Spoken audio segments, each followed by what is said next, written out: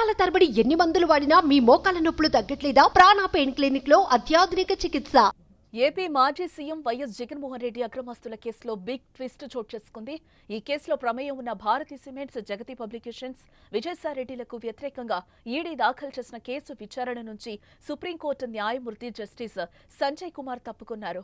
జగన్ అక్రమాస్తుల కేసులకు సంబంధించి నమోదైన సీబీఐ కేసుల్లో తీర్పు వెలువడిన తర్వాతనే ఈడీ కేసుల్లో తీర్పు ఇవ్వాలని గతంలో తెలంగాణ హైకోర్టు ఆదేశించింది.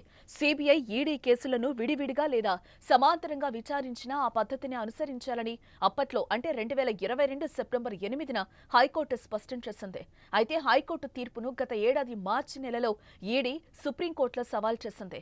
ఈడీ దాఖలు చేసిన పిటిషన్లు జస్టిస్ సంజయ్ ఖన్నా, జస్టిస్ సంజయ్ కుమార్లతో కూడిన సుప్రీంకోర్టు ద్విసభ్య ధర్మాసనం ముందు విచారణకు వచ్చాయి. అయితే కేసు ప్రారంభమైన వెంటనే తాను విచారణ నుండి తప్పుకుంటున్నారని జస్టిస్ సంజయ్ కుమార్ స్పష్టం చేశారు. వాదనలు వినిపించేందుకు ఇరుపక్షాల న్యాయవాదులు సిద్ధమవగా జస్టిస్ సంజయ్ కుమార్ లేని ధర్మాసనం ముందు పిటిషన్లు లిస్టు చేయనున్నట్లుగా జస్టిస్ సంజీవ్ ఖన్నా వెల్లడించారు.